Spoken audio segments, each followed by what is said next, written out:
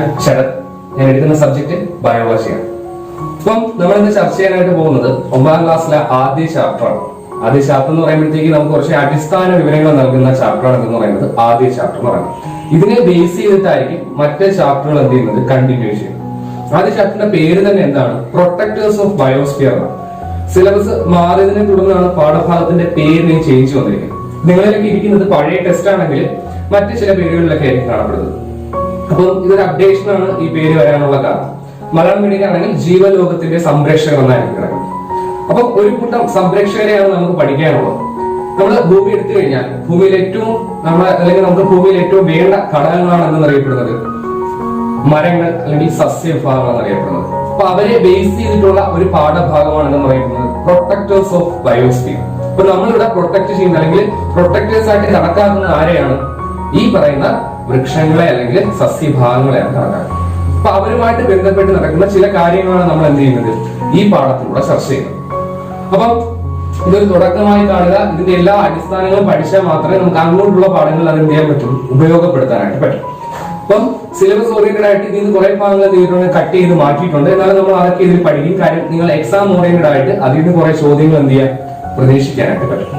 അപ്പം ഇവിടെ പ്രധാനമായിട്ട് പറയുന്നത് സസ്യങ്ങളുടെ ആഹാര ഉത്പാദനമാണ്. അല്ലെങ്കിൽ അവരെന്ത് ചെയ്യുന്നു, സ്വന്തമായി ഫുഡ് സിന്തസിസ് ചെയ്യുന്നു. ആ പ്രോസസ്സിനെ പറ്റിയാണ് ഈ പാഠത്തിൽ പ്രധാനമായിട്ടും ചർച്ച ചെയ്യുന്നത്.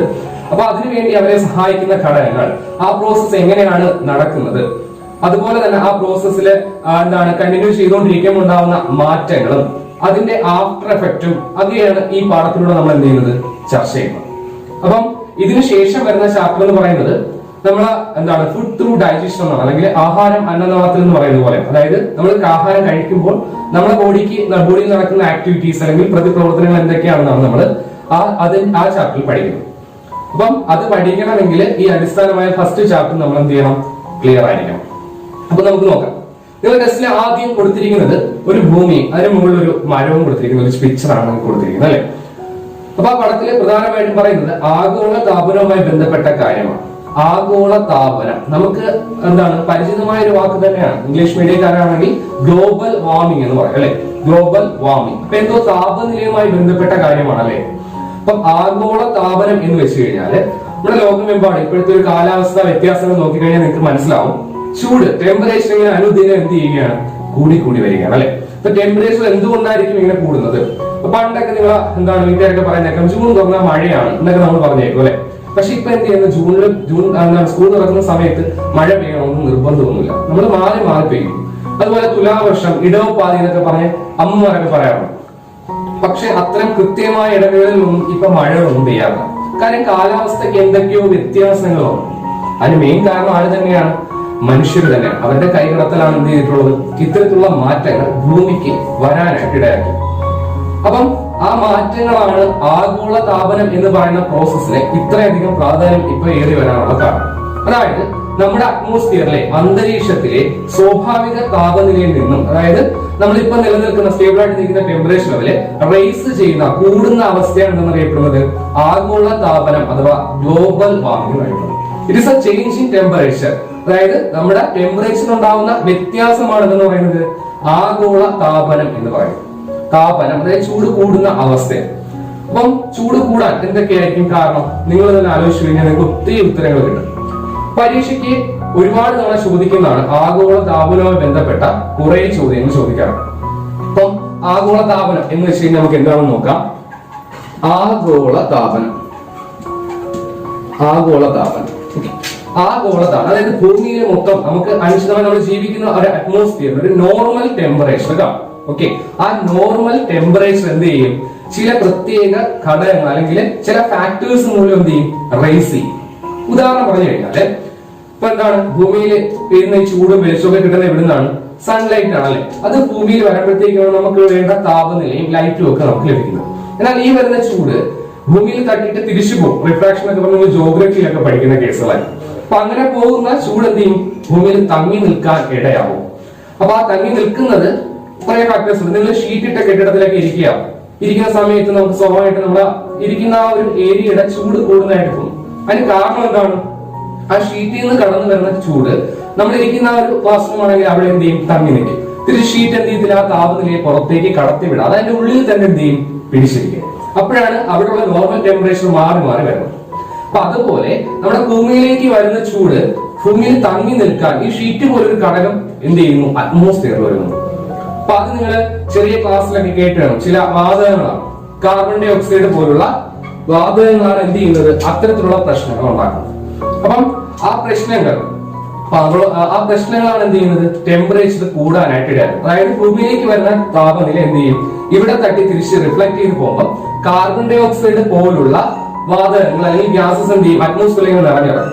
തട്ടി തിരിച്ചു വരുന്ന വാതകം അവിടെ എന്ത് ചെയ്യും, ട്രാപ്പ് ചെയ്യപ്പെടും. അങ്ങനെ ട്രാപ്പ് ചെയ്യുമ്പോൾ എന്ത് ചെയ്യും, അവിടെയുള്ള ടെമ്പറേച്ചർ കൂടും. അത് പതിയെ ഭൂമിയിലോട്ട് വരും. അങ്ങനെയാണ് എന്ത് ചെയ്യുന്നത്, നമ്മുടെ ടോട്ടൽ അറ്റ്മോസ്ഫിയറിന്റെ ടെമ്പറേച്ചർ എന്ത് ചെയ്യുന്നത്, ഇൻക്രീസ് ചെയ്യുന്നത്. അപ്പൊ നമ്മൾ പറഞ്ഞൊരു ഫാക്ടർ എന്താണ്, കാർബൺ ഡൈ ഓക്സൈഡ് ആണ്.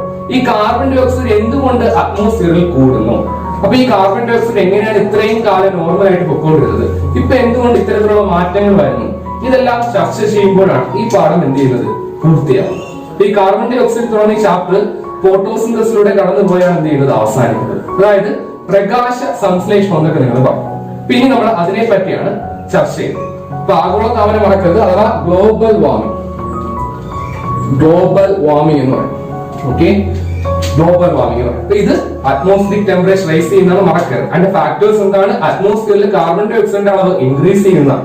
അപ്പൊ അത്തരത്തിൽ ഇൻക്രീസ് ചെയ്യണമെങ്കിൽ ഈ കാർബൺ ഡൈ ഓക്സൈഡ് പുറത്തു വിടുന്ന ഒരു ടീമാണ്. ആരാണ്, നമ്മൾ തന്നെയാണ് അല്ലെ. അതായത് നമുക്കറിയാം, ഓക്സിജൻ നമ്മൾ അകത്തോട്ട് എടുത്ത് നമ്മൾ പുറത്തോട്ട് വിടുന്ന വാതകം ഏതാണ്, കാർബൺ ഡൈ ഓക്സൈഡ് ആണ്. അപ്പം ജനസംഖ്യ അനുദിനം പെരുകിക്കൊണ്ടിരിക്കുകയാണ്. നമ്മുടെ തന്നെ ഇന്ത്യയുടെ ജനസംഖ്യ എടുത്താൽ 130 കോടിയോളം ആയി കഴിഞ്ഞു. അപ്പൊ അതുപോലെ ഈ ജനസംഖ്യ അനുദിനം പെരുകുന്നതനുസരിച്ച് പുറത്തോട്ട് വിടുന്ന കാർബൺ ഡൈ ഓക്സൈഡിന്റെ അളവ് എന്ത് ചെയ്യും, മാക്സിമം. അപ്പൊ അത്തരത്തിൽ കാർബൺ ഡൈ ഓക്സൈഡിന്റെ അളവ് ഇൻക്രീസ് ചെയ്യുന്നതാണ് ദോഷം. അപ്പൊ ഈ കാർബൺ ഡൈ ഓക്സൈഡ് ഡിക്രീസ് ചെയ്യാൻ ഒരു സാഹചര്യമുണ്ട്, നമ്മളത് ഈ ക്ലാസ്സിൽ പഠിക്കും. ഒപ്പം തന്നെ ഇപ്പം ഇടയ്ക്ക് വെച്ചിട്ട് നിങ്ങൾക്കറിയാം എന്താണ് ഇതിനെ പറ്റിയൊക്കെ എന്താണ് രാഷ്ട്രീയമായും ഒപ്പം തന്നെ ഇന്റർനാഷണൽ ലെവലിലും ഒക്കെ ചർച്ചകൾ. ആ ചർച്ചയ്ക്കിടയിൽ നമ്മളൊരു ചെറിയൊരു കാര്യമാണ്, നമുക്ക് അതിനെ പറ്റി ഒന്ന് കേട്ടുന്നത്. അത് നമുക്ക് ഒരുപാട് കാര്യങ്ങൾ മനസ്സിലാവും. അതായത് നിങ്ങൾക്കറിയാം, വികസിത രാഷ്ട്രങ്ങളും വികസിത രാഷ്ട്രങ്ങളും ഉണ്ട്, അല്ലെങ്കിൽ ഡെവലപ്പിംഗ് കൺട്രീസും ഉണ്ട്, ഡെവലപ്ഡ് ആയിട്ടുള്ള കൺട്രീസും ഉണ്ട്.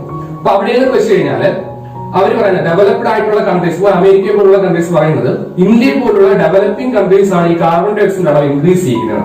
അതിന്റെ റീസൺ എന്താണെന്ന് വെച്ചാൽ അവർ പറയുന്നത് നമ്മളുടെ കന്നുകാലി വളർത്തലും അല്ലെങ്കിൽ ജനസംഖ്യയൊക്കെ മാക്സിമം ആണ്. സോ അതിന്റെ ഫലമായിട്ട് നമ്മൾ വെളിയിലോട്ട് എക്സ്പെൽ ചെയ്ത് കളയുന്നത് അല്ലെങ്കിൽ പുറന്തള്ളി വിടുന്ന കാർബൺ ഡൈ ഓക്സൈഡിന്റെ അളവ് അനുദിനം കൂടി വരുന്നതാണ് പറയുന്നത്. എന്നാൽ നമ്മളിപ്പോഴുള്ള ഡെവലപ്പിംഗ് കൺട്രീസ് പറയുന്നത് ഈ ഡെവലപ്ഡ് ആയിട്ടുള്ള അല്ലെങ്കിൽ അമേരിക്ക പോലുള്ളവരാണ് കുറ്റക്കാരനാണ്. കാര്യം അവിടെയാണ് ഫാക്ടറീസ് ഒക്കെ ധാരാളമായിട്ടുള്ളത്. അപ്പൊ അതിൽ നിന്ന് വെളിയിലോട്ട് വിടുന്ന അല്ലെങ്കിൽ പുറത്തേക്ക് വിടുന്ന വാതകങ്ങളുടെ ഫലമായിട്ടാണ് ഈ ഗ്ലോബൽ വാർമിംഗ് എന്ത് ചെയ്യുന്നത്, സംഭവിക്കുന്നതാണ്.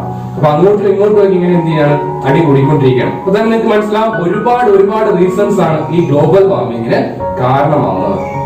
അപ്പൊ ഇതുമായിട്ട് ബന്ധപ്പെട്ട് ഇതിന്റെ ഫാക്ടേഴ്സോ അല്ലെങ്കിൽ എന്തെങ്കിലും പോസ്റ്ററോ ഒക്കെ ചോദിക്കും. അപ്പൊ ഗ്ലോബൽ വാർമിംഗ് തടയാനായിട്ട് എന്തൊക്കെ ചെയ്യണം നമ്മൾ ഈ പാഠത്തിലൂടെ പഠിക്കും. അപ്പൊ നിങ്ങൾക്ക് അതിന്റെ ഐഡിയ കിട്ടും. അപ്പൊ നമുക്ക് പാഠഭാഗത്തിലൂടെ കിടക്കാം. ഇതിന്റെ തുടക്കം മാത്രമാണ്, ഇനി അങ്ങോട്ടാണ് നമ്മൾ ബാക്കി പഠിക്കുന്നത്. അപ്പൊ നമ്മൾ ഗ്ലോബൽ വാർമിങ്ങിനെ പറ്റിയാണ് ചർച്ച ചെയ്യുന്നത്. അപ്പൊ ഈ ഗ്ലോബൽ വാർമിംഗിന്റെ റീസൺ നമ്മൾ പറഞ്ഞു കാർബൺ ഡൈ ഓക്സൈഡ് ആണെന്ന് നമ്മൾ പറഞ്ഞത് അല്ലെ. അപ്പം ഈ കാർബൺ ഡൈ ഓക്സൈഡ് എങ്ങനെയായിരിക്കും അറ്റ്മോസ്ഫിയറിൽ ഇത്രയധികം കൂടുന്നത്? അപ്പൊ നമുക്കറിയാം, ഹ്യൂമൻ ബീയിങ് ആണ് അല്ലെ, നമ്മൾ എന്ത് ചെയ്യും, റെസ്പിറേഷൻ എന്ന് പറയുന്ന പ്രോസസ് നടത്തും അല്ലെ. അതായത് നമ്മൾ എന്ത് ചെയ്യും, ശ്വാസോച്ഛ്വാസം, അതായത് നമ്മൾ എന്ത് ചെയ്യും, ശ്വസിക്കും. അപ്പൊ അത്തരത്തില് ശ്വസനം എടുക്കുന്നതിന്റെ ഫലമായിട്ട് വെളിയിലോട്ട് എമിറ്റ് ചെയ്യുന്ന വാതകം ഏതാണ്, കാർബൺ ഡൈ ഓക്സൈഡ് ആണ് അല്ലെ. ഏതാണ്, കാർബൺ ഡൈ ഓക്സൈഡ്. അപ്പൊ ഈ കാർബൺ ഡൈ ഓക്സൈഡ് എന്ത് ചെയ്യും, വെളിയിലോട്ട് അറ്റ്മോസ്ഫിയറിൽ ഇൻക്രീസ് ചെയ്യും. കാരണം ഇത്രയധികം ജനസംഖ്യയാണ് അല്ലെ, അല്ലെങ്കിൽ ജീവികൾ ഉൾപ്പെടുന്ന ഒരു സമൂഹമാണ്. അപ്പൊ ഇത്തരത്തില് ജീവജാലങ്ങൾ അല്ലെ, ഇതാണ് ജീവജാലങ്ങൾ അല്ലെങ്കിൽ ഓർഗാനിസംസ് അവരുടെ റെസ്പിറേഷന്റെ ഫലമായിട്ട്, എന്തിന്റെ ഫലമായിട്ട്, റെസ്പിറേഷൻ എന്ന് വെച്ചാൽ ശ്വസനം അല്ലെ. ആ ശ്വസനത്തിന്റെ ഫലമായിട്ട് എന്ത് എമിറ്റ് ചെയ്യും, കാർബൺ ഡൈ ഓക്സൈഡ് എമിറ്റ് ചെയ്യും അല്ലെ. അപ്പൊ ജീവജാലങ്ങള് അവരുടെ റെസ്പിറേഷന്റെ ഫലമായിട്ട് കാർബൺ ഡൈ ഓക്സൈഡ് എന്ത് ചെയ്യും, പുറത്തോട്ട് എമിറ്റ് ചെയ്യും. ഓക്കെ, അപ്പൊ എന്താണ് എമിറ്റ് ചെയ്യുന്നത്, കാർബൺ ഡൈ ഓക്സൈഡ്. ഇനി ഈ ജീവജാലങ്ങൾ ശ്വസിക്കാൻ വേണ്ടി എടുക്കുന്ന എന്താണ്, ഓക്സിജൻ ആണ് അല്ലെ. എന്താണ് എടുക്കുന്നത്, ഓക്സിജൻ ആണ്. അപ്പൊ ശ്വസിക്കാൻ വേണ്ടി ഓക്സിജൻ എടുത്തിട്ട് തിരിച്ച് പുറത്തോട്ട് വിടുന്ന വാതകം ഏതാണ്, കാർബൺ ഡൈ ഓക്സൈഡ് ആണ്. ഇതും റെസ്പിറേഷൻ ആണ്. റെസ്പിറേഷന് വേണ്ടി ഓക്സിജൻ സ്വീകരിക്കുന്നു. ആ റെസ്പിറേഷന്റെ ഫലമായിട്ട് തന്നെ എന്ത് ചെയ്യുന്നു, ഇവിടെ റെസ്പിറേഷൻ ആണ്. ഓക്കെ, റെസ്പിറേഷന്റെ ഫലമായിട്ട് റെസ്പിറേഷന് വേണ്ടി എന്ത് ചെയ്യുന്നു, ഓക്സിജനെ സ്വീകരിക്കുന്നു, തിരിച്ച് കാർബൺ ഡൈ ഓക്സൈഡിനെ പുറത്തേക്ക് വിടുന്നു. അപ്പൊ ഈ പറയുന്ന ഓക്സിജൻ നമുക്ക് എവിടെ നിന്ന് കിട്ടും, നമുക്കറിയാം പ്ലാന്റ്സ് ആണ് നമുക്ക് ഓക്സിജൻ നമ്മൾ കൊച്ചു നാൾ മുതലേ കേൾക്കുന്നത്. അപ്പൊ പ്രധാനമായിട്ടും പ്ലാന്റ്സ് അല്ലെങ്കിൽ സസ്യങ്ങളാണ് എന്ത് ചെയ്യുന്നത്? സസ്യങ്ങളാണ് നമുക്ക് എന്ത് തരുന്നത്? ഓക്സിജൻ തരുന്നത്. അപ്പൊ അവർക്ക് ഓക്സിജൻ എങ്ങനെ നമുക്ക് തരാൻ പറ്റുന്നു? നമ്മൾ കേട്ടിട്ടുണ്ട് പ്രകാശ സംശ്ലേഷണം. എന്താണ് പ്രകാശ സംശ്ലേഷണം? എന്താണ് പ്രകാശ സംശ്ലേഷണം അഥവാ ഫോട്ടോസിന്തസിസ്? എന്താണ് ഫോട്ടോസിന്തസിസ്? ഈ വേർഡ് നമുക്ക് പരിചിതമാണ് അല്ലെ? എന്താണ് പ്രകാശ സംശ്ലേഷണം എന്ന് വെച്ച് കഴിഞ്ഞാല് സസ്യങ്ങള് സ്വന്തമായി ഫുഡ് പ്രിപ്പയർ ചെയ്യുന്നു. ഇറ്റ്സ് എ സിന്തസിസ് ഫുഡ് അല്ലെ? അവർ സ്വന്തമായിട്ട് അവരുടെ ആഹാരം നിർമ്മിക്കുന്ന പ്രക്രിയ വിളിക്കുന്ന പേരാണ് പ്രകാശ സംശ്ലേഷണം. ഒറ്റ വാക്കാണ് കേട്ടോ. അതാണ് പ്രകാശ സംശ്ലേഷണം അഥവാ ഫോട്ടോസിന്തസിസ് എന്ന് വിളിക്കുന്നത്. അപ്പൊ പ്രകാശ സംശ്ലേഷണത്തിന്റെ അല്ലെങ്കിൽ ഫോട്ടോസിന്റെ ഫലമായിട്ടാണ് എന്ത് പ്രൊഡ്യൂസ് ചെയ്യുന്നത്? ഈ പറയുന്ന ഓക്സിജൻ എന്ത് ചെയ്യുന്നത്? പ്രൊഡ്യൂസ് ചെയ്യും. അപ്പൊ ഇത്തരത്തില് പ്രകാശ സംശ്ലേഷണ ഫലമായിട്ട് ഓക്സിജൻ പ്രൊഡ്യൂസ് ചെയ്യും. ആ ഓക്സിജൻ നമ്മുടെ ജീവൽ പ്രവർത്തനങ്ങൾക്ക് വേണ്ടിയിട്ട് നമ്മൾ എന്ത് ചെയ്യും? വലിച്ചെടുക്കും അല്ലെ? റെസ്പിറേഷൻ നടത്തി നമ്മൾ ഓക്സിജൻ അകത്തോട്ട് സ്വീകരിക്കും. അങ്ങനെ എടുക്കുന്ന ഓക്സിജനെ സ്വീകരിച്ചിട്ട് നമുക്ക് നമ്മുടെ റെസ്പിറേഷന്റെ ഫലമായിട്ട് അല്ലെങ്കിൽ നമ്മുടെ ബോഡി ആക്ടിവിറ്റീസ് ഒക്കെ നടന്നിട്ട് പുറത്തോട്ട് വിടുന്ന വാതകം ഏതാണ്? Carbon dioxide. അപ്പൊ ആ കാർബൺ ഡൈ ഓക്സൈഡ് നമ്മൾ എന്ത് ചെയ്യുന്നു? വെളിയിലോട്ട് എലിമിനേറ്റ് ചെയ്തു കളയും. എന്നാൽ ഈ കാർബൺ ഡൈ ഓക്സൈഡ് അറ്റ്മോസ്ഫിയറിൽ കൂടാതിരിക്കാൻ വേണ്ടി വീണ്ടും ആര് തന്നെയാണ് സഹായിക്കുന്നത്? പ്ലാന്റ്സ്. അവരെന്ത് ചെയ്യും? ഈ കാർബൺ ഡൈ ഓക്സൈഡിനെ എന്ത് ചെയ്യും? സ്വീകരിക്കും. എന്തിനു വേണ്ടി തന്നെയാണ് അവർ സ്വീകരിക്കുന്നത്? ഈ പറയുന്ന ഫോട്ടോസിന്തസിന് വേണ്ടി തന്നെയാണ് സ്വീകരിക്കുന്നത് അല്ലെ? ഈ പറയുന്ന ഫോട്ടോസിന്തസിന് വേണ്ടി തന്നെയാണ് അവർ എന്ത് ചെയ്യുന്നത്? ഈ കാർബൺ ഡൈ ഓക്സൈഡിനെ സ്വീകരിക്കുന്നത്. അവര് ഫോട്ടോസിന്തസിന് വേണ്ടി കാർബൺ ഡൈ ഓക്സൈഡിനെ സ്വീകരിച്ചിട്ട് എന്ത് ചെയ്യും? അവർക്ക് വേണ്ട ഫുഡ് മെറ്റീരിയൽസ് ഉണ്ടാകും. അപ്പൊ അതിന്റെ ഫലമായിട്ട് എന്ത് പുറത്തു വരും? ഓക്സിജനും അവരുടെ ഫുഡ് മെറ്റീരിയൽസും വെളിയിലോട്ട് എലിമിനേറ്റ് ചെയ്യും. അപ്പൊ ആ ഓക്സിജനെ നമ്മൾ സ്വീകരിക്കും, നമ്മൾ കാർബൺ ഡൈ ഓക്സൈഡ് പുറത്തു. ആ കാർബൺ ഡൈ ഓക്സൈഡ് വീണ്ടും പ്ലാന്റ്സ് സ്വീകരിക്കും, അവരെ ഫോട്ടോസിന്തസിസ് നടത്തും, ഓക്സിജൻ പുറത്തോട്ട് വിടും. അപ്പൊ ഇതൊരു സൈക്കിൾ പോലെ ഇങ്ങനെ കണ്ടിന്യൂസ് ആയിട്ട് നടക്കും അല്ലെ? Carbon dioxide oxygen cycle എന്ന് വെച്ചാൽ ഏകദേശം ഇതുപോലെയാണ് അല്ലെ? നമ്മള് ഓക്സിജനെ സ്വീകരിച്ചിട്ട് കാർബൺ ഡൈ ഓക്സൈഡ് വെളിയിലോട്ട് എലിമിനേറ്റ് ചെയ്യുന്നു, നമ്മൾ പുറത്തേക്ക് വിടുന്നു. ആ ഓക്സിജനെ ആര് സ്വീകരിക്കുന്നു? സസ്യങ്ങൾ സ്വീകരിക്കുന്നു. എന്തിനു വേണ്ടിയിട്ട്? പ്രകാശ സംശ്ലേഷണം അഥവാ ഫോട്ടോസിന്തസിസ് നടത്താൻ വേണ്ടി അവർ സ്വീകരിക്കുന്നു. അങ്ങനെ സ്വീകരിക്കുന്ന ഫലമായിട്ട് അവർക്ക് എന്ത് ചെയ്യുന്നു? അവർക്ക് വേണ്ട ഫുഡ് മെറ്റീരിയൽസ് ഉണ്ടാവുന്നു. അപ്പൊ ആരും ഉണ്ടാവുന്നു? ഓക്സിജനും ഉണ്ടാവും. ആ ഓക്സിജൻ വീണ്ടും നമ്മൾ ഇങ്ങനെ സ്വീകരിച്ചു. അപ്പൊ ഇതൊരു സൈക്കിളാണ്. ഈ സൈക്കിൾ ഇങ്ങനെ നിലനിൽക്കുന്നത് കൊണ്ടാണ് അറ്റ്മോസ്ഫിയറിലെ ഈ കാർബൺ ഡൈ ഓക്സൈഡിന്റെയും ഓക്സിജന്റെയും ബാലൻസ് ആയിട്ട് അല്ലെങ്കിൽ സന്തുലനമായിട്ട് കാർബൺ ഡൈ ഓക്സൈഡും ഓക്സിജനും എവിടെ നിൽക്കുന്നത്? നമ്മുടെ അറ്റ്മോസ്ഫിയറിൽ സ്റ്റേബിൾ ആയിട്ട് നിൽക്കുന്നതാണ് നമ്മൾ ഓർക്കേണ്ടത്. അപ്പൊ പരീക്ഷയ്ക്ക് ചോദിക്കും എങ്ങനെയാണ് carbon dioxide oxygen balance അല്ലെങ്കിൽ അവർ തമ്മിലുള്ള സന്തുലന അവസ്ഥ അല്ലെങ്കിൽ ഇക്വിലിബ്രിയം സ്റ്റേറ്റ് എങ്ങനെയാണ് അറ്റ്മോസ്ഫിയറിൽ ഇങ്ങനെ നിലനിൽക്കുന്നതെന്ന് ചോദിക്കും. അപ്പൊ അതിന്റെ റീസൺ എന്താണ്? പ്ലാന്റ്സ് തന്നെയാണ്. അപ്പൊ പ്ലാന്റ്സ് ഉള്ളത് കൊണ്ടാണ് ഈ പറയുന്ന carbon dioxide oxygen balance ഇങ്ങനെ സ്റ്റേബിൾ ആയിട്ട് നിലനിൽക്കുന്നതെന്ന് ആലോചിക്കാം. പരീക്ഷയ്ക്ക് ഉറപ്പായിട്ട് 2 മാർക്കിനാണ് ഇതിന് ചോദ്യങ്ങൾ വരുന്നത്. അപ്പൊ ഈ സൈക്കിളിൽ എന്തെങ്കിലും വ്യത്യാസം വരുമ്പോഴാണ് അറ്റ്മോസ്ഫിയറിൽ അളവ് കൂടുന്നത്? കാർബൺ ഡൈ ഓക്സൈഡിന്റെ അളവ് എന്ത് ചെയ്യുന്നത്? കൂടുന്നത്. അപ്പൊ സസ്യങ്ങളുടെ അളവ് കുറഞ്ഞു പോയാൽ കൃത്യമായി കാർബൺ ഡൈ ഓക്സൈഡ് സ്വീകരിക്കാൻ ആരില്ല? പ്ലാന്റ്സ് ഇല്ല. അങ്ങനെ വരുമ്പോൾ അറ്റ്മോസ്ഫിയറിൽ കാർബൺ ഡൈ ഓക്സൈഡ് അളവ് എന്ത് ചെയ്യും? മാക്സിമം ആവും, ഇൻക്രീസ് ചെയ്യും. അതുകൊണ്ടാണ് എന്ത് ചെയ്യുന്നത്? ഈ പറയുന്ന ഗ്ലോബൽ വാർമിംഗ് പോലുള്ള പ്രോസസ് എന്ത് ചെയ്യുന്നത്? നടക്കുന്നത്. ഓക്കെ, അപ്പൊ അത് ഇമ്പോർട്ടന്റ് ആണ്, ഓർത്തു വെച്ചിരിക്കാം. നമുക്കറിയാം അറ്റ്മോസ്ഫിയറിൽ ഓക്സിജൻ എന്ന് പറയുന്നത് ഏകദേശം 20 to 21% ആണ്. ഓക്കെ, കാർബൺ ഡൈ ഓക്സൈഡ് ആണെങ്കിൽ 0.03% ആണുള്ളത്. അപ്പൊ അത് മതി, അതാണ് ഇക്വിലിബ്രിയം സ്റ്റേറ്റിൽ വേണ്ടത്. അതിൽ കൂടുതലാകുമ്പോഴാണ് എന്ത് ചെയ്യുന്നത്? പ്രശ്നം ഉണ്ടാകുന്നത്. ഇത് കാർബൺ ഡൈ ഓക്സൈഡ്, ഇത് ഓക്സിജൻ. ഓക്കെ, 20 ആണ് കേട്ടോ, 26 20 to 21% വരും. അപ്പം ഈ ലെവലിൽ നിൽക്കണം. അതിൽ കൂടാനും പാടില്ല, കുറയാനും പാടില്ല. അങ്ങനെയാണെങ്കിൽ ഈ സൈക്കിൾ കൃത്യമായിട്ട് അവിടെ എന്ത് ചെയ്യണം?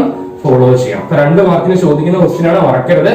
Carbon dioxide oxygen cycle എന്നോ അല്ലെങ്കിൽ അവരുടെ എങ്ങനെയാണ് ബാലൻസ് ചെയ്യുന്നതെന്നൊക്കെ ചോദിക്കും. ഇപ്പൊ എന്താണ്? കാർബൺ ഡൈ ഓക്സൈഡിനെ ഫോട്ടോസിന് വേണ്ടി സസ്യങ്ങൾ സ്വീകരിക്കും. ആ സസ്യങ്ങൾ ഫോട്ടോസിന്റെ ഫലമായിട്ട് ഓക്സിജൻ എമിറ്റ് ചെയ്യും. അപ്പൊ അവരുടെ ഫുഡ് മെറ്റീരിയൽസ് എമിറ്റ് ചെയ്യും.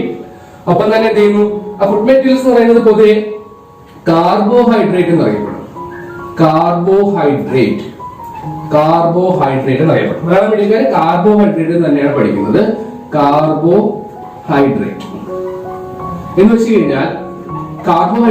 കഴിഞ്ഞാൽ ഒന്നുമില്ല, കാർബോഹൈഡ്രേറ്റ് ആ വാക്കിൽ തന്നെ ഉണ്ട്. കാർബണും ഹൈഡ്രജനും ഉള്ള ഒരു മോളിക്യൂൾ ആണ് എന്തെന്ന് പറയുന്നത്? കാർബോഹൈഡ്രേറ്റ് എന്ന് പറയുന്നത്. അപ്പൊ അതാണ് ആര് പ്രൊഡ്യൂസ് ചെയ്യുന്നത്? പ്രകാശ സംശ്ലേഷണ ഫലമായിട്ട് ഉണ്ടാവുന്നത് അല്ലെങ്കിൽ ഫോട്ടോസിന്റെ ഫലമായിട്ട് ഉണ്ടാവും. അപ്പം നമ്മൾ ഈ പാഠത്തിൽ കൂടുതലും ഫോക്കസ് ചെയ്യുന്നത് പ്രകാശ സംശ്ലേഷവുമായിട്ട് ബന്ധപ്പെട്ട കാര്യമാണ്. കാര്യം ഇതിന്റെ സൈക്കിൾ എന്ന് പറയുന്നത് പ്രധാനമായിട്ട് എന്തിനെ ആശ്രയിച്ചിരിക്കുന്നു? ഈ ഫോട്ടോസ് എന്ന് പറയുന്ന പ്രോസസ്സിനെ ആശ്രയിച്ചിരിക്കുന്നു. അപ്പൊ ആ കാര്യങ്ങളാണ് നമ്മൾ എന്ത് ചെയ്യുന്നത് ഈ പാഠത്തിലൂടെ പഠിക്കാനായിട്ട് പോകും. ഇങ്ങനെ അങ്ങോട്ട് കിടക്കാം.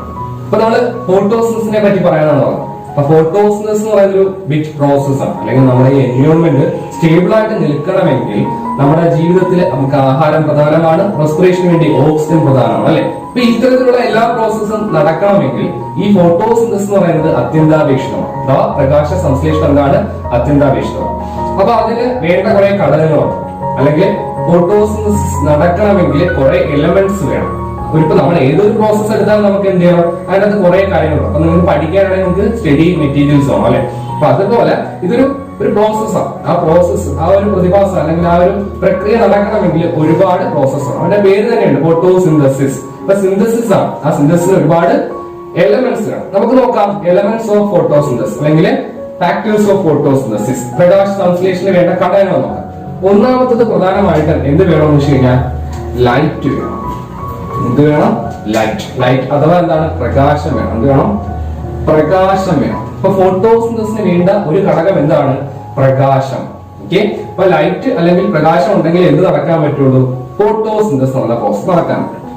രണ്ടാമത്തത് ഈ പ്രകാശത്തെ സ്വീകരിക്കാൻ വേണ്ടി, പ്രകാശത്തെ അബ്സോർബ് ചെയ്യാൻ വേണ്ടി പ്ലാന്റിൽ ഒരു ഘടകമുണ്ട്, പിഗ്മെന്റ് ഉണ്ട്. അല്ലെങ്കിൽ പ്ലാന്റിന് കൊടുക്കുന്ന നിറം നൽകുന്ന ഒരു വർണ്ണകമുണ്ട്. ആ വർണ്ണകത്തെ നമ്മൾ വിളിക്കുന്ന പേരാണ് ഹരിതകം. എന്തെന്ന് വിളിക്കും? ഹരിതകം അഥവാ ക്ലോറോപ്ലാസ്റ്റ് എന്ന് വിളിക്കും. എന്തെന്ന് വിളിക്കും? ക്ലോറോപ്ലാസ്റ്റ് എന്ന് വിളിക്കും. എന്താണ്? ഇപ്പൊ എന്ത് വേണം? ഹരിതകണം വേണം, അല്ലെങ്കിൽ ക്ലോറോപ്ലാസ്റ്റ് ഹരിതകം വേണം. ഓക്കെ. അപ്പൊ ഒന്നാമത്തെ ഘടകം ലൈറ്റ് വേണം. ആ ലൈറ്റിനെ അബ്സോർബ് ചെയ്യാൻ ഹരിതകം അല്ലെങ്കിൽ ക്ലോറോപ്ലാസ്റ്റ് എന്ന് പറയുന്ന ഘടകം വേണം. അത് കൂടാതെ എന്ത് വേണം? നമ്മൾ നേരത്തെ പറഞ്ഞു കാർബൺ ഡൈ ഓക്സൈഡ് വേണം. എന്ത് വേണം? Carbon dye oxide.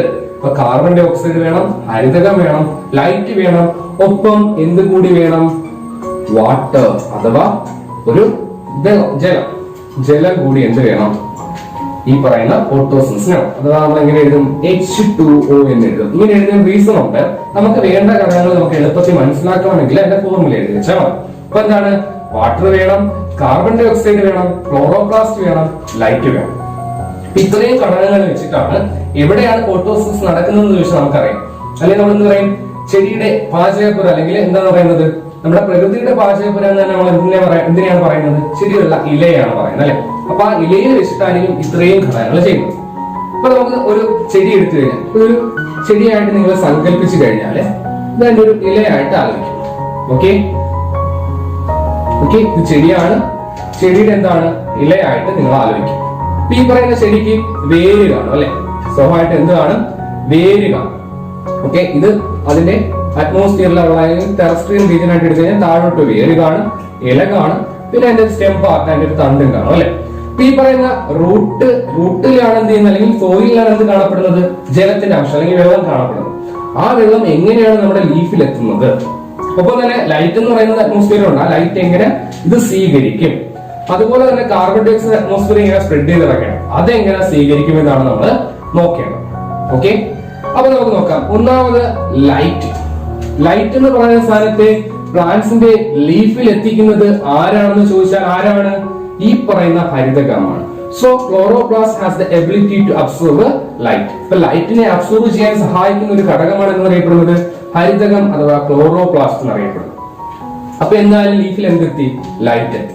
ഇനി ഇലയ്ക്ക് ഒരു പച്ച കളറാണ് അല്ലെങ്കിൽ ഒരു ഗ്രീൻ കളറാണ്. ഗ്രീൻ കളറിന് കാരണം ആരാണ്? ഈ പറയുന്ന ഹരിത കണമാണ്. അപ്പൊ ഇതുമായിട്ട് ബന്ധപ്പെട്ട് പരീക്ഷയ്ക്ക് ചോദിക്കുന്ന ഒരു ചോദ്യമുണ്ട്. നമ്മളൊരു ലീഫ് സ്ട്രക്ചർ എടുത്തു കഴിഞ്ഞാല് അതിനൊരു ടോപ്പ് അല്ലെങ്കിൽ മുകളിലൊരു ഭാഗം വേണം, താഴെ ഒരു ഭാഗം. അതിന്റെ ആവരണ കലയുണ്ടല്ലോ, അതിനെ പൊതുവെക്കൊണ്ടൊരു എപ്പിഡെർമിസ് റീജിയൻ ഉണ്ട്. അപ്പം ഇലയുടെ മുകളിലുള്ള വിളിക്കും അപ്പർ എപ്പിഡെർമിസ് എന്ന് വിളിക്കും, അല്ലെ? അല്ലെങ്കിൽ ഏറ്റവും പുറം ഭാഗമാണ്. അപ്പൊ നമ്മൾ ഇല എടുത്തു കഴിഞ്ഞാല് ഇലയുടെ മുകളിലായിരിക്കും താഴെയായിരിക്കും ഏറ്റവും കൂടുതൽ പച്ച കളർ അല്ലെങ്കിൽ ഗ്രീൻ കളർ കാണപ്പെടുന്ന ചോദ്യമാണ്. അപ്പൊ അതിന് ഉത്തരം കണ്ടെത്താൻ എളുപ്പമാണ്. ലൈറ്റിനെ അബ്സോർബ് ചെയ്യുന്നത് ആരാണ്? ഈ പറയുന്ന ഹരിതകമാണ്, അല്ലെ? അല്ലെങ്കിൽ ക്ലോറോപ്ലാസ്റ്റ് ആണ്. അപ്പം ലൈറ്റിനെ അബ്സോർബ് ചെയ്യണമെങ്കിൽ ഇലയുടെ അടിത്തട്ടിലാണോ ഏറ്റവും കൂടുതൽ ഹരിതകം കാണപ്പെടേണ്ടത്? അല്ല. കാര്യം ലൈറ്റ് മുകളിൽ നിന്നാണ് വന്ന് വീഴുന്നത്. അപ്പൊ സ്വാഭാവികമായിട്ടും ലൈറ്റ് മാക്സിമം അബ്സോർബ് ചെയ്യണമെങ്കിൽ ഇലയുടെ ടോപ്പ് റീജിയൻ അല്ലെങ്കിൽ മുകളിലായിരിക്കണം, അല്ലെങ്കിൽ അപ്പർ എപ്പിഡെർമിസ് എന്ന് പറയും. അപ്പം ആ അപ്പർ എപ്പിഡെർമിസിലായിരിക്കണം എന്തെന്ന് പറയുന്നത് ഏറ്റവും കൂടുതൽ എന്ത് കാണപ്പെടേണ്ടത്, അല്ലെങ്കിൽ ഇലയുടെ ഏറ്റവും മുകൾ തട്ടിലായിരിക്കണം ഏറ്റവും കൂടുതൽ എന്ത് കാണപ്പെടേണ്ടത്, ഹരിതകം കാണപ്പെടേണ്ടത്. അപ്പം ഇലയുടെ മുകൾ ഭാഗത്തായിരിക്കും ഏറ്റവും കൂടുതൽ പച്ച നിറം ഉള്ളത്, താഴ്ഭാഗത്ത് പച്ച നിറം കുറവായിരിക്കും. ഓക്കെ, അപ്പം ലൈറ്റ് എത്തി, ഹരിതകം എത്തി, ഹരിതകം ഉണ്ട്. ഇനി നമുക്ക് വേണ്ടത് കാർബൺ ഡൈ ഓക്സൈഡും വാട്ടറും. ഈ കാർബൺ ഡൈ ഓക്സൈഡ് എങ്ങനെയായിരിക്കും സ്വീകരിക്കുന്നത്? നമ്മൾ അറ്റ്മോസ്ഫിയറിൽ സ്പ്രെഡ് ചെയ്ത് കിടക്കും. ഈ കാർബൺ ഡൈ ഓക്സൈഡിനെ ഇലയ്ക്ക് സ്വീകരിക്കണമെങ്കിൽ അവിടെ ഒരു സുഷിരം വേണം. അപ്പൊ നമ്മൾ വെളിയിലുള്ള ഓക്സിജൻ നമ്മൾ സ്വീകരിക്കാൻ നമ്മൾ ഉപയോഗിക്കുന്നത് ഏതാണ്? നോസാണ്. അപ്പൊ അതൊരു ഓട്ടയാണ് അല്ലെ, ഒരു മൂക്കാണ് നമ്മൾ ഉപയോഗിക്കുന്നത്. ആ മൂക്കിലെ ദ്വാരത്തിലൂടെയാണ് നമ്മൾ വലിച്ചെടുക്കുന്നത്. അതുപോലെ ലീഫിൽ എന്ത് വേണം? ഒരു ചെറിയ സുഷിരം വേണം. അതിനെ വിളിക്കുന്ന പേരാണ് സ്റ്റൊമാറ്റ എന്ന് വിളിക്കും. എന്ന് വിളിക്കും സ്റ്റൊമാറ്റ. നമ്മൾ മലയാളം മീഡിയക്കാർ വിളിക്കും ആസ്യരന്ധ്രം എന്ന് വിളിക്കും. എന്ന് വിളിക്കും ആസ്യരന്ധ്രം എന്ന് വിളിക്കും. എന്താണ് സ്റ്റൊമാറ്റ അല്ലെങ്കിൽ ആസ്യരന്ധ്രം? സ്റ്റൊമാറ്റ അല്ലെങ്കിൽ ആസ്യരന്ധ്രം എന്നാണ് പറയുന്നത്. അപ്പൊ ഈ സുഷിരത്തിലൂടെയാണ് എന്ത് ചെയ്യുന്നത്? കാർബൺ ഡൈ ഓക്സൈഡിനെ ആര് വലിച്ചെടുക്കുന്നത്? ഈ ഇല വലിച്ചെടുക്കുന്നത്. ഇപ്പോൾ ഇല എടുത്തു കഴിഞ്ഞാൽ ഇപ്പൊ ഇലയില എന്താണ് താഴ്ഭാഗത്തായിരിക്കും ഏറ്റവും കൂടുതൽ ആര് കാണപ്പെടുന്നത്, അല്ലെങ്കിൽ അടിവശത്ത് ലോവർ എപ്പിഡെർമിസിലായിരിക്കും ഏറ്റവും കൂടുതൽ ആര് കാണപ്പെടുന്നത്? ഈ പറയുന്ന സ്റ്റൊമാറ്റ അല്ലെങ്കിൽ ആസ്യരന്ധ്രങ്ങൾ കാണപ്പെടുന്നത്. അത് മാക്സിമം അതിന്റെ താഴെ തട്ടിൽ അല്ലെങ്കിൽ ഇലയുടെ അടിവശത്തായിട്ട് കാണപ്പെടുന്നതിന് കാരണം എന്താണ്? സുഷിരമാണ് അല്ലെ. അപ്പം ചെടിയിലുള്ള വാട്ടർ അല്ലെങ്കിൽ ജലത്തിന്റെ അളവ് എന്ത് ചെയ്യും? ഈ ഓട്ട വഴി എന്ത് ചെയ്യും? വേപ്പറൈസ് ചെയ്ത് അല്ലെങ്കിൽ ബാഷ്പീകരിച്ച് മുകളിലോട്ട് പോകും. അപ്പൊ ചെടിയുടെ അല്ലെങ്കിൽ ചെടിക്കുള്ളിൽ അല്ലെങ്കിൽ ചെടി ശേഖരിച്ചു വെച്ചിരിക്കുന്ന വാട്ടറിന്റെ അളവ്, ജലത്തിന്റെ അളവ് എന്ത് ചെയ്യും? കുറഞ്ഞു പോകും. നമുക്കുണ്ട് ഡീഹൈഡ്രേഷൻ. നല്ല ചൂട് കൂടിയ സ്ഥലത്ത് നല്ല രീതിയിൽ നമ്മൾ വിയർത്ത് എന്ത് ചെയ്യും? വെളിയിലോട്ട് നമ്മളുള്ള ജലാംശം പോകും. അപ്പൊ നമ്മൾ എന്ത് ചെയ്യും? വെള്ളം കുടിച്ചുകൊണ്ടേയിരിക്കും. അപ്പൊ അത്തരത്തില് ഇലയിലെ സുഷിരത്തിലൂടെ ഈ പറയുന്ന വാട്ടർ കണ്ടന്റ് പുറത്തു പോകാൻ സാധ്യത കൂടുതലാണ്. അപ്പൊ അത് മുകളിൽ വെച്ച് കഴിഞ്ഞാൽ ഡയറക്റ്റ് സൂര്യപ്രകാശം അടിക്കുകയാണ് അല്ലെ. നമ്മൾ പറഞ്ഞു അവിടെ ക്ലോറോപ്ലാസ്റ്റ് ഉണ്ട്, മാക്സിമം സൂര്യപ്രകാശത്തെ അബ്സോർവ് ചെയ്യാൻ വേണ്ടിയിട്ടാണ് പറഞ്ഞു. അപ്പൊ സ്റ്റൊമാറ്റോ കൂടി അവിടെ കൊണ്ട് വെച്ചാൽ എന്താ പ്രശ്നം? ഉള്ള വെള്ളം എന്ത് ചെയ്യും? ഈ ചൂടിടിച്ച് ബാഷ്പീകരിച്ച് അല്ലെങ്കിൽ വേപ്പറൈസ് ചെയ്ത് മുകളിലോട്ട് പോകും. അതുകൊണ്ട് ഇലയുടെ അടിയിലായിരിക്കും ഏറ്റവും കൂടുതൽ ആര് കാണപ്പെടുന്നത്? ആസ്യരന്ധ്രം അഥവാ സ്റ്റൊമാറ്റ കാണപ്പെടുന്നത്. ഇപ്പൊ ലോവർ എപ്പിഡെർമിസിലായിരിക്കും ഏറ്റവും കൂടുതൽ സ്റ്റൊമാറ്റ കാണപ്പെടുന്നത്, അപ്പർ എപ്പിഡെർമിസിലായിരിക്കും ഏറ്റവും കൂടുതൽ ക്ലോറോപ്ലാസ്റ്റ് കാണപ്പെടുന്നത്. അപ്പൊ ഈ പറയുന്ന സ്റ്റൊമാറ്റൽ ഓപ്പണിംഗിലൂടെ ആർക്ക് എൻ്റർ ചെയ്യാൻ പറ്റും? കാർബൺ ഡൈ ഓക്സൈഡിന് എൻ്റർ ചെയ്യാനായിട്ട് പറ്റും. ഇനി ഒരാൾ കൂടിയുണ്ട്, ജലം അല്ലെ. അപ്പൊ ഈ വാട്ടർ എങ്ങനെ അബ്സോർവ് ചെയ്യും? നമുക്കറിയാം സോയിൽ ഇഷ്ടം പോലെ വാട്ടർ കിടക്കും. അതിനെ ആര് വലിച്ചെടുക്കും? റൂട്ട് വലിച്ചെടുക്കും. നിങ്ങൾ 8ാം ക്ലാസ്സിൽ പഠിച്ചിട്ടുണ്ട് എന്താണ്? വാസ്കുലാർ ബണ്ടിൽസ് അല്ലെങ്കിൽ സംവഹന കലകൾ പഠിച്ചിട്ടുണ്ട് അല്ലെ. സൈലവും ഫ്ലോയും ഒക്കെ പഠിച്ചിട്ടുണ്ട്. അപ്പൊ അവരുടെ ഹെൽപ്പോടുകൂടി ഈ റൂട്ട് വേര് വലിച്ചെടുക്കുന്ന ജലം എവിടെ എത്തിച്ചേരും? നമ്മുടെ ഇലയിൽ എത്തിച്ചേരും. അപ്പം വാട്ടർ എത്തിച്ചേരുന്നത് റൂട്ട് വലിച്ചെടുക്കുകയും അത് സൈലം അല്ലെങ്കിൽ സൈലം വെസലിലൂടെ അല്ലെങ്കിൽ സൈലം കുഴലുകളിലൂടെ ഇലകളിൽ എത്തിച്ചേരും. കാർബൺ ഡൈ ഓക്സൈഡ് സ്റ്റൊമാറ്റൽ ഓപ്പണിംഗിലൂടെ എത്തിച്ചേരും. ഹരിതകം ആൾറെഡി നമ്മുടെ ഇലയിലുണ്ട്. കാര്യം ഇലയ്ക്ക് പച്ച നിറം കൊടുക്കുന്നത് ആരാണ്? ഹരിതകം അഥവാ ക്ലോറോപ്ലാസ്റ്റ് ആണ്. ഇനി ലൈറ്റിന് ഹരിതകം ഉള്ളതുകൊണ്ട് തന്നെ ലൈറ്റിനെ അബ്സോർവ് ചെയ്യാനായിട്ട് എളുപ്പത്തിൽ പറ്റുകയും ചെയ്യും. അപ്പൊ ഇത്രയും ഫോട്ടോസിന്തസിന്റെ ഒരു ബേസ് ആയിട്ട് എടുക്കുക. ഇനി നമുക്ക് ഇതുമായിട്ട് ബന്ധപ്പെട്ട ഫോട്ടോസിന്റെ കെമിസ്ട്രി അല്ലെങ്കിൽ ഫോട്ടോസിന്തസിന്റെ രസതന്ത്രത്തെയും അതുമായിട്ട് ബന്ധപ്പെട്ടുള്ള പ്രക്രിയകൾ നമുക്ക് അടുത്ത ക്ലാസ്സിൽ ചർച്ച ചെയ്യാം. അപ്പം ഇതുമായിട്ട് ബന്ധപ്പെട്ട എന്തെങ്കിലും ഡൗട്ട് ഉണ്ടെങ്കിൽ ഗ്രൂപ്പിൽ ചോദിച്ചാൽ മതി. It's me signing off. Sarath.